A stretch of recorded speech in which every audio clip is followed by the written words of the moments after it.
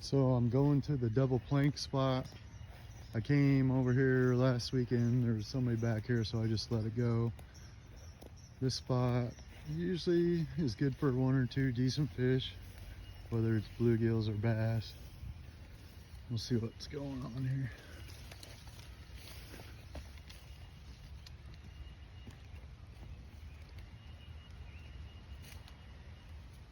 This is why I call it the double plank spot.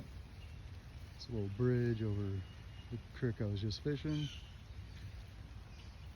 Here's the creek on the left. Here's where it opens up on the right. Gonna give it a shot. Let's see if we can catch fish.